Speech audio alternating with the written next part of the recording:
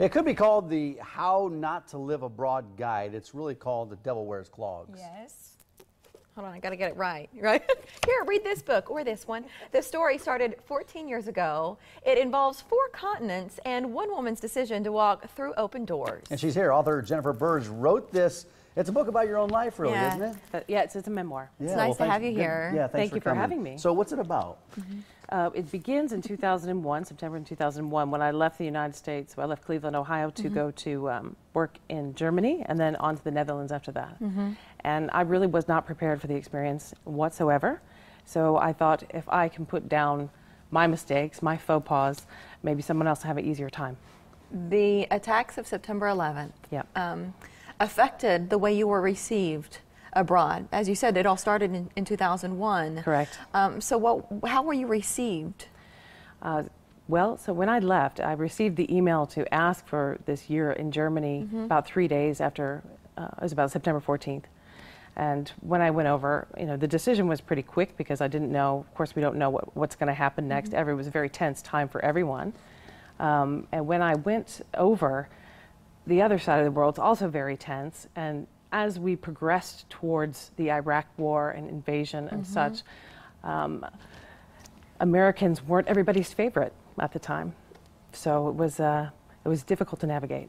And The Devil Wears Clogs, though, in the book, who's the devil? How do you reference the devil? Who's the devil? He is one particular manager, boss that I had in the Netherlands, who I was really, really fond of.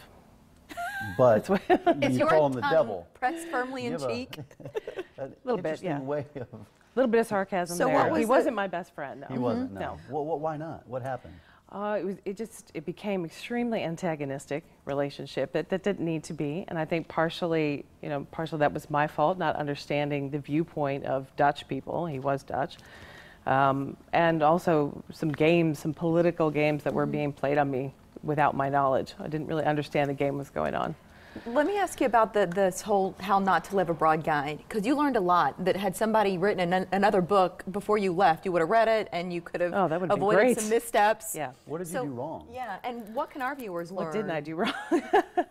What can you learn? Well, that's a very good question. I think what's most important when you go abroad, what I learned from it is that you need to listen more than you speak, for sure. I think probably the most important thing to remember, we tend to believe in the States that our way is the best way.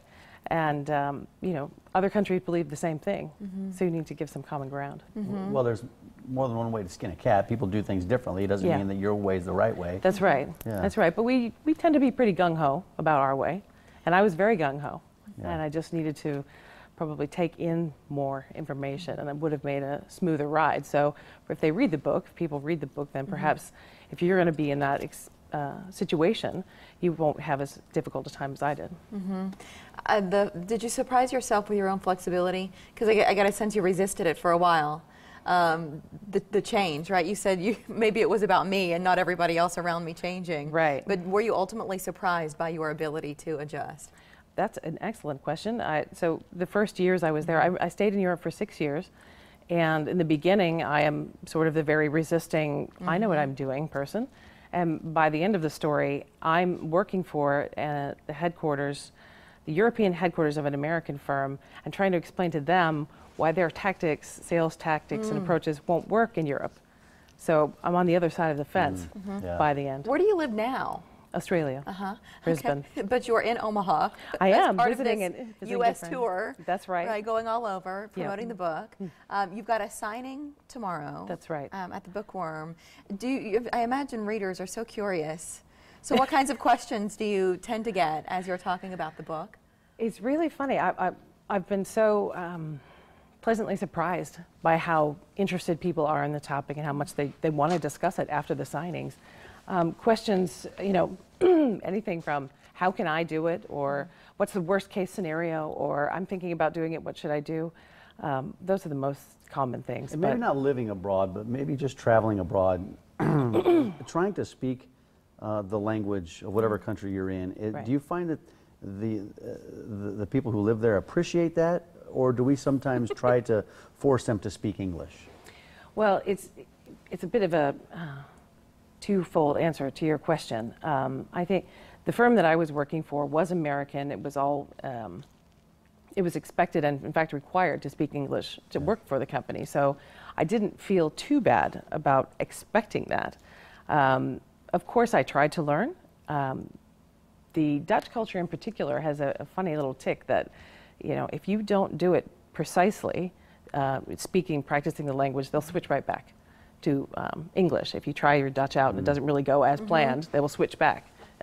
I don't know if it's to save you from embarrassment or if it's just too hard. A sequel in the works? Absolutely. Yeah. Singapore Salvation will be out at the end of the year. There you go. I like this whole idea, and if you do too, worldwisepublications.com. Easy for me to say. Check it out online. I've got some Dutch friends. They're very finicky. They're very particular. I've noticed that. Yep. I ended up marrying one. I enjoy them, but they are very particular. You found one. I found one that was, but I had to mold him and shape him. I think that might be the case no matter where they're from, regardless of heritage. It requires some molding. True. Thank you. Thank you. Nice to meet you. Safe travels to you. And Nice to meet you. enjoy tomorrow meeting your readers here in Omaha. Yeah, Thank you. Father's